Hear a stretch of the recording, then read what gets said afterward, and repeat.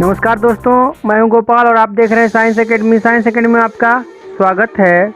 आज लाभ और हानि का कुछ और सवाल लेकर आया हूं, तो चलते हैं लाभ हानि के सवाल नंबर 1 पे।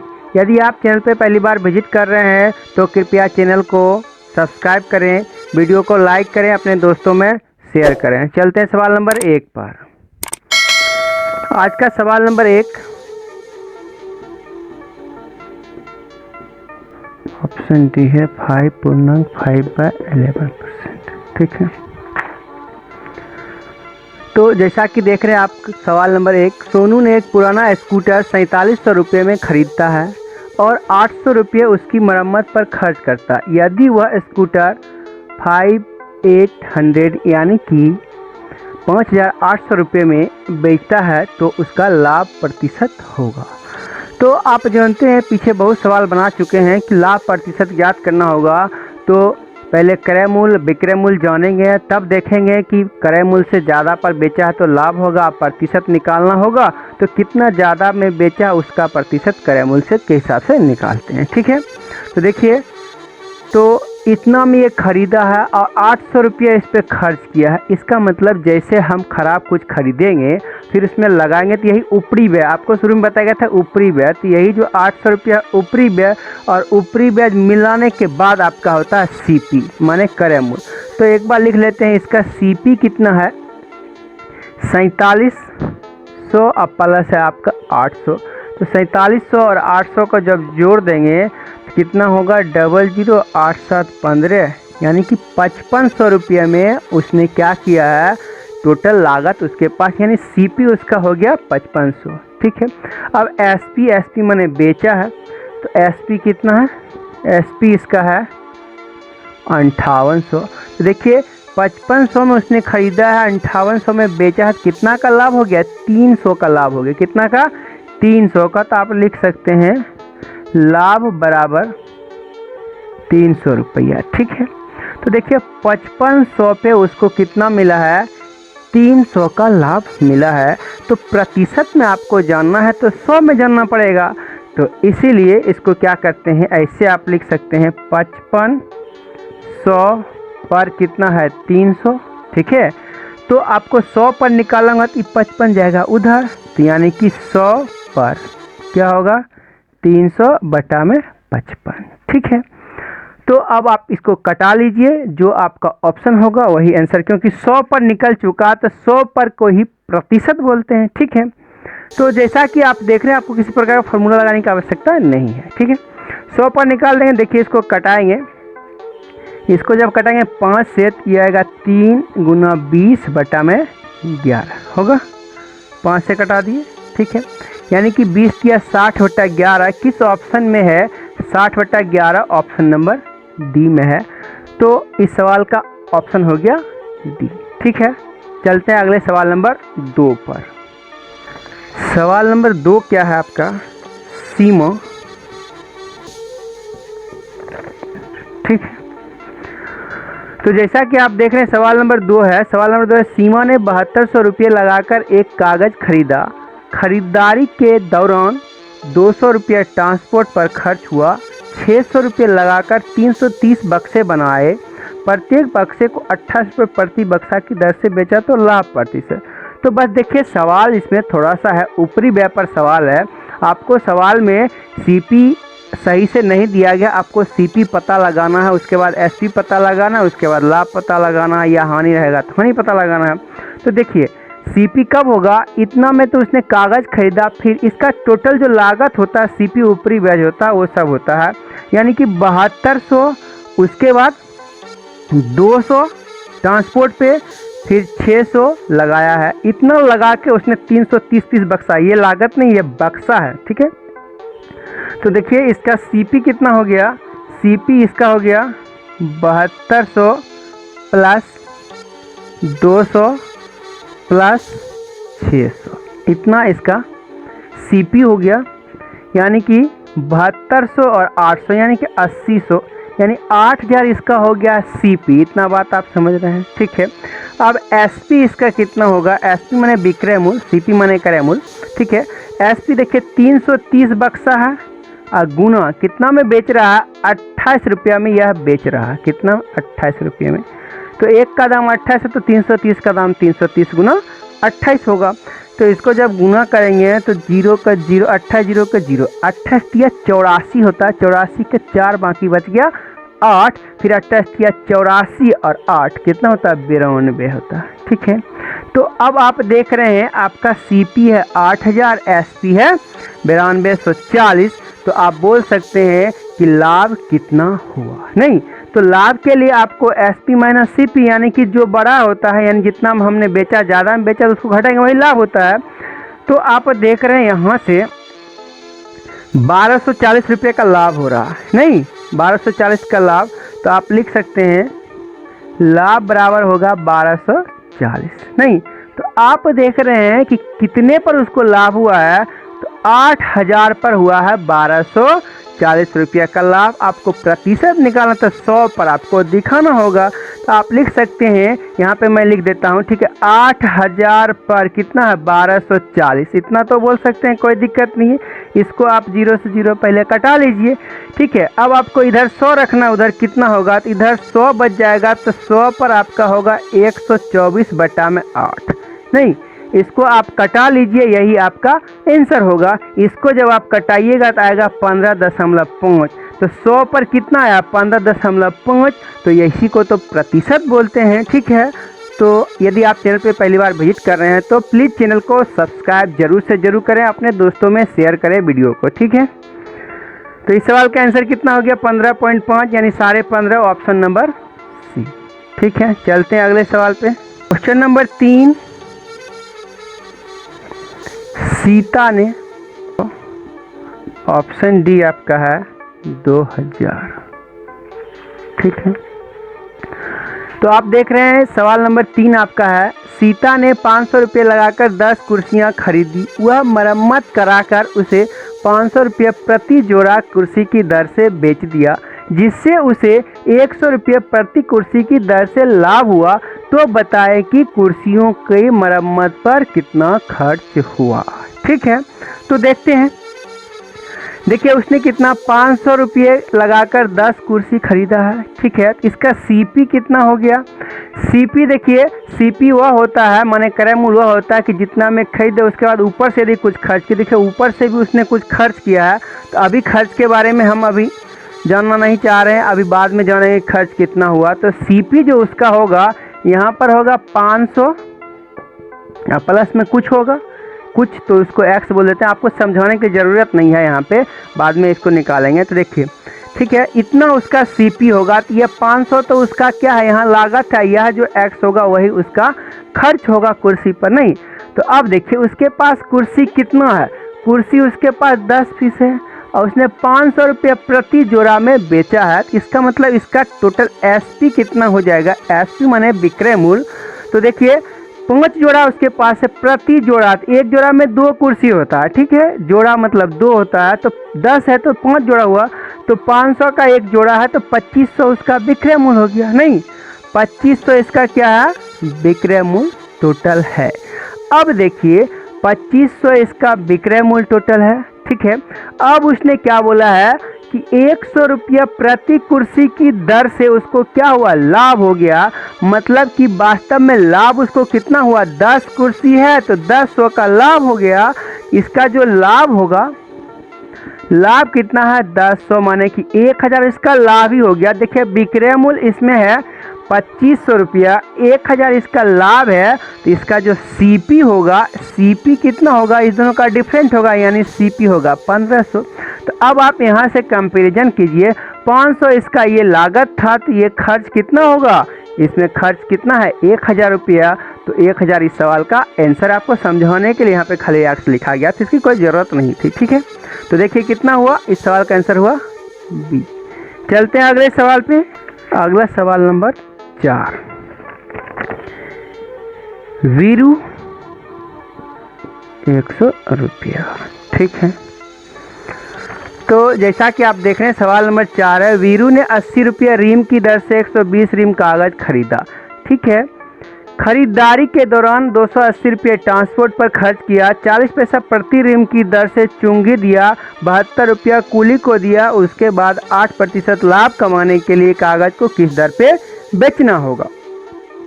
ठीक है, तो आपको लग रहा होगा कि ये रिम क्या, जैसे आप कॉपी खरीदते हैं, पेज खरीदते हैं, तो जैसे यूनिट होता है, यह एक यूनिट है। ठीक है, यानी कि पेपर को काउंटिंग करने का एक यूनिट होता है रिम। ठीक है, जैसे आप पढ़े होंगे 24 का होता है जिस्ता, एक जिस्ता मतलब होता है 24, 12 का दर्जन, वैसे ही रिम होता है। यह जो होता है, ठीक है, वह कागज़ को गिनने का एक यूनिट होता है, जिसमें लगभग 500 पेज होते हैं, यानी कि ठीक है लगभग होता है। ठीक है, यानी कि 20 जिस्ता के आसपास, 480, 20 जिस्ता के आसपास जो होता है वह एक रिम कहलाता। हो सकता है इसमें थोड़ा सा कुछ मिस्टेक भी हो सकता है, तो कृपया इसको नहीं लेंगे। ठीक है, ये यूनिट होता है। ठीक है, तो इसमें क्या हुआ, अब इस सवाल को आपको बनाना है तो पहले आपको सीपी जानना होगा। सीपी मतलब होता है क्रय मूल्य। तो आप देख रहे हैं इतना में खरीदा, उसके बाद ऊपर से जो ऊपरी बैग को आप जोड़िएगा क्रय मूल्य में, यानी कि खरीदारी मूल्य में, तब आपका पूरा टोटल होगा सीपी। ठीक है, तो देखिए सीपी के बराबर आपका क्या हो जाएगा, सीपी यहाँ पे हो जाएगा। सबसे पहले तो ये 80 रुपया प्रति रिम से 120 लिया, तो 80 गुना 120 हो गया, प्लस अब क्या किया है 280 रुपया ट्रांसपोर्ट में, फिर से 280 दे दीजिए इसको, प्लस 72 रुपया कूली को दिया है, अब प्लस 40 पैसा प्रति रिम, यानी कि फिर से होगा 120 गुना 40, ये पैसा होगा। ठीक है, अब इस सब को आप ऐड कीजिएगा, तब आपका क्या हो जाएगा, सीपी निकल जाएगा। ठीक है, तो सीपी निकालते हैं, तो देखिए क्या होगा, 12 8 96, 96 पर डबल जीरो, ये रुपया में है। ठीक है, प्लस 280 प्लस 72 प्लस ये पैसा में होगा, बढ़ चौके 4800, माने कि अब ये रुपया हो गया। ठीक है, अब सब हो गया रुपया। अब इसको एक बार ऐड कर लेते हैं। ठीक है, तो देखिए आपको कितना आ रहा होगा, देखते हैं जोड़ के, 8 2 10 के 0, बाकी बच गया 1, फिर 4 7 11, 11 8, 11 8 कितना होता है 19, इसका वाला 1, 19 1 20 के 0, बाकी बच गया 2। उसके बाद होगा 2 और 6 8 2 10 के 0, बाकी बच गया है 1 और 9 1 10, सब मिला के हो गया है 10,000 रुपया। 10,000 रुपया का उसका लागत है, सीपी है। ठीक है, 10,000 रुपया लागत उसका सीपी है। टोटल कितना है, 80 रिम का यह है। ठीक है, 80 रिम का यह है। ठीक है, तो अब हम इसको बेच देंगे कितना में, 8% लाभ पर, नहीं 8% लाभ पर। तो आप पीछे पड़ चुके हैं, लाभ कमाने के लिए लाभ को पहले फ्रैक्शन में, यानी कि 8% बराबर होगा 8/100। इसको जब कटा लेंगे 4 से, यह हो जाएगा 2, यह हो जाएगा 25, ऐसा हो जाएगा। ठीक है, तो देखिए इसका मतलब सीपी के जगह पे आप लिखिएगा 25 और एसपी के जगह पे लिखिएगा 25 2 27। देखिए 25 का वैल्यू कितना है, 10,000, यानी कि 25 को कितना से गुना किया, 25 चौके होता है 100, 400 से इसमें गुना कर दिया है। तो इस 25 में कितना से गुना किया है, 400, तो आपको 27 में भी 400 से गुना करना होगा। तो यानी 27 गुना होगा 400, यह 80 रिम का है। कितने का है, नहीं सॉरी 120 रिम का है। यह कितने का है, 120 रिम का है। ठीक है, तो 120 से अब इसमें देना पड़ेगा भाग। ठीक है, 120 से जब इसमें भाग दीजिएगा तो देखिए यह कितना होगा, तो 1 0 से 1 0 आप कटा सकते हैं। ठीक है, अब देखिए 4 के पास इसमें काटेगा, 3 आएगा, 3 के पास काटेगा 9 आएगा, सब मिला कर आ गया 90। इसका मतलब हुआ कि 90 रुपये प्रति रिम की दर से वह बेचेगा। ठीक है, ऑप्शन नंबर ए। ठीक है, चलते हैं अगले सवाल पे। गोलू ने, ठीक है, तो सवाल नंबर 5 देखिए, गोलू ने 50 पीस कलम तैयार किया, प्रति कलम लागत 10 रुपया आता है। वह विक्रय एजेंट को 5 रुपये प्रति कलम और सेल्समैन को 1 रुपये प्रति कलम देता है। 30% लाभ कमाने के लिए कलम को किस दर पे बेचेगा। ठीक है, तो सवाल पीछे जैसा है लेकिन थोड़ा सा और आसान कर दिया है। इसमें आसान क्या कर दिया, प्रति कलम। तो प्रति कलम के हिसाब से हम देख लेंगे। तो देखिए प्रति कलम सीपी कितना है, सीपी मतलब होगा कि जितना लगा है ऊपरी ब्याज जो है उसको जोड़ते हैं। तो देखिए एक कलम में कितना लगा है, 10 रुपया लगा है, आप देख सकते हैं एक कलम में कितना लगा है, 10 रुपया। उसके बाद विक्रय एजेंट को 5 रुपया और फिर 1 रुपया सेल्स में, यानी कि 10 + 5 + 1 सब मिलाकर 16 रुपया इसका सीपी है। नहीं, अब आपको जानना है कितना में बेचना है, 30% लाभ पे। तो आप जानते हैं कि 30% बराबर होगा 30/100, इसका मतलब 3/10। तो आप जानते हैं जो नीचे होता हुआ होता है सीपी, तो सीपी हुआ आपका 10, एसपी कितना हो गया 13। तो आप जान रहे हैं कि सीपी का वैल्यू आपके पास कितना है 16। नहीं, सीपी का वैल्यू कितना है 16। इसका मतलब कि 10 में कितना से गुना किया है, तो 1.6 से गुना किया है। तो इसका मतलब एसपी भी कितना होगा, तो 1.6 से गुना होगा। इसको गुना करते हैं, ठीक है। तो आप देखेंगे 16 × 48 के 8, बाकी बच गया 4, 16 × 16 4 20, यानी कि 20 रुपया 80 पैसा इस सवाल का आंसर है। ऑप्शन नंबर बी है। ठीक है, आशा करते हैं आप समझ रहे हैं। ठीक है, चलते हैं अगले सवाल पे। अगला सवाल आपका जो है 6 नंबर है। एक बिल्डर ने, तो जैसा कि आप देख रहे हैं सवाल नंबर 6 क्या है, एक बिल्डर ने कोई भूखंड 80 लाख रुपए में खरीदा और उस पर भूमि तल सहित 5 मंजिला बिल्डिंग बनाया। वह प्रत्येक फ्लैट को कितना कीमत पर बेचे कि उसे भू लागत का 25% लाभ हो जाए। प्रत्येक मंजिल में 5 फ्लैट है। ठीक है, तो देखिए बहुत अच्छा सवाल है, इजी सवाल है कि देखिए 80 लाख रुपये उसने लगाया है। देखिए उसके बाद कोई रुपया इसने खर्च नहीं किया। ठीक है, तो इसका सीपी हो गया, सीपी कितना हो गया इसका, सीपी बराबर हो गया 80 लाख। नहीं, 80 लाख 80 पर 5 जीरो होता है। ठीक है, इतना इसका सीपी हो गया है। अब क्या बोल रहा है कि एसपी जो होना चाहिए इसका 25% लाभ होना चाहिए। तो आप जानते हैं कि 25% का मतलब जो होता है वह होता है 1/4। तो जैसे आपका सीपी कितना हो जाएगा, सीपी होगा 4 तो एसपी होगा 5। नहीं, तो अब आपको दिख रहा होगा कि सीपी यहाँ से है, तो सीपी में कितना से 4 में कितना से गुना किया होगा, तो यह 80 लाख है तो 20 लाख से गुना किया होगा। ठीक है, कितना से गुना किया होगा, 20 लाख से गुना किया होगा। तब 80 लाख, इसमें 20 लाख से जब गुना करेंगे तो हो जाएगा 100 लाख। नहीं, इसमें 20 लाख से गुना कर देंगे। ठीक है, तो 20 लाख, यानी कि यह इसका हो गया एसपी। तो अब देखिए थोड़ा सा सवाल में पूछा है कि प्रत्येक फ्लैट को कितना में बेचना है, प्रत्येक फ्लैट को कितना में बेचना है। तो देखिए उसके पास फ्लैट कितना, 5 मंजिला है, प्रत्येक में 5 फ्लैट, इसका मतलब 25 फ्लैट उसके पास है। कितना है, 25 फ्लैट है। तो टोटल रुपया को 25 से भाग दें एक फ्लैट का, यानी कि इसको जब आप 25 से भाग दे दीजिएगा तो आपको मिल जाएगा। तो इसको 5 से कटाइएगा तो 5 बार में, 5 से कटाएगा तो 4 बार में, यानी कि 4 पर 5 जीरो, इसका मतलब 4 लाख हुआ। तो 4 लाख के सवाल का आंसर ऑप्शन नंबर ए में है। ठीक है, समझ गए हैं। चलते हैं अगले सवाल पे। क्वेश्चन नंबर 7,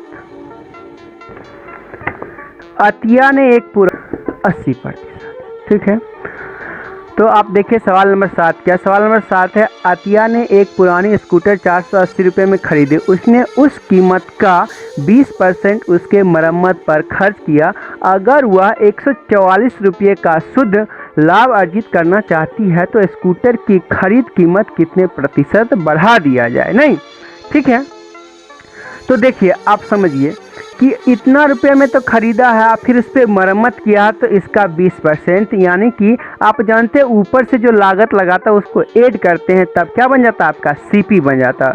तो देखिए इसका सीपी क्या हो जाएगा, सीपी इसका होगा CP बराबर 480 तो होगा 20% और हो जाएगा। तो देखिए शुरू में कोई भी अपने आप में 100% होता है, 20% और जुड़ जाएगा तो कितना जाएगा 120%, यानी कि CP जो होगा 480 का 120% होगा। ठीक है, तो लिख लेते हैं यह क्या होगा 480 का 120/100, इसी को कहते हैं 480 का 120%। इसको एक बार कटा लेते हैं। ठीक है, यह कितना आ जाएगा आपका, यह आ जाएगा 12 8 96 का 6 बाकी बच गया 9 और 12 चौके 48 और 9 576, यानी कि 576 रुपया यहाँ तक इसका क्या हो गया CP हो गया। अब इसको 144 और लाभ चाहिए नहीं, तो 144 जब लाभ चाहिए तो इसका SP कितना होगा 576 प्लस 144। क्या ये बात आप मान रहे हैं? ठीक है, इसको जब आप ऐड कीजिएगा तो यह कितना आ जाएगा 6 4 10 और 7 4 11 1 12 5 1 6, यानी कि 720 रुपया में उसको बेचना पड़ेगा। ठीक है, इतना बात आप समझ रहे हैं। तो इसने बोला है कि उसको 144 रुपये का शुद्ध लाभ चाहिए, तो यानी कि वास्तव में इसको बेचना है इतना में 720 रुपये। तो बोलता है खरीद कीमत को कितने प्रतिशत बढ़ा दिया जाए, नहीं यानी कि खरीद कीमत से कितना ये ज़्यादा है, नहीं तो खरीदा है उसने कितना में 480 में, तो 480 पर खरीदा है तो इसने कितना किया है 480 में खरीदा है, कितने का उसने ज़्यादा किया है, तो आप घटा के देख लीजिए। ठीक है, तो कितना आ जाएगा 80 20, तो 20 हो जाएगा 500 और उधर कितना हो जाएगा 200 700 500 200 कितना, हाँ सॉरी 520 540, यानी कि 240 का हो जाएगा। हाँ ठीक है, 240 का क्या हो गया, यह हो गया माने लाभ हो गया। वास्तव में यहाँ से यहाँ तक 240 का लाभ हो गया, यही तो लाभ प्रतिशत बोल रहा, यानी कि इसको कितना यह बढ़ाएगी। तो 480 का 240 जो है वह कितना प्रतिशत, वही जानना चाहते हैं आप। ठीक है, देखिए आप इसको कटा सकते हैं, इसको ऐसे करा रहे हैं। ठीक है, तो 0 से 0 आप कटा दीजिए, 24 एकम 24 और 24 दूनी 48। ठीक है, तो देखिए 2 पर आप 1 ऐसे बोल सकते हैं, 2 पर 1 है। आप जानते हैं प्रतिशत निकालना होता है तो क्या करते हैं 100 पर 1, नहीं तो इसको कितना से गुना करना पड़ेगा 50 से, तो इधर भी आपको गुना करना पड़ेगा 50 से, तो इधर हो गया 100 पर 50, यानी कि इसका मतलब इसका जो CP मतलब कितना था खरीद मूल्य था उससे 50% बढ़ा देगा, तब वह इतना 144 का लाभ कर पाएगा। इस सवाल का आंसर कितना है A नंबर। ठीक है, समझ गया है। चलिए चलते हैं अगले सवाल पे। अगला सवाल नंबर 8 है। सवाल नंबर 8 आपका है, अतिया के जगह पे एक व्यापारी है, यहाँ पे मैं लिख देता हूँ एक तो जैसा कि आप देख रहे हैं सवाल नंबर 8 क्या है, एक व्यापारी ने एक पुरानी स्कूटर 9600 रुपये में खरीदी उसने उस कीमत का 20% उसके मरम्मत पर खर्च किया। अगर वह 2880 रुपये का शुद्ध लाभ अर्जित करना चाहती है तो स्कूटर की खरीद कीमत कितने प्रतिशत बढ़ा दिया जाए। तो जैसा आपने देखा पिछला सवाल था, सेम वैसा ही सवाल है। ठीक है, तो इसका दोस्तों ये जो आपका क्वेश्चन नंबर 8 है यह आपके लिए होमवर्क है, यह आप खुद से कर लीजिएगा। आज के लिए बस इतना ही, फिर से मिलते हैं अगले वीडियो में, तब तक के लिए नमस्कार, बाय।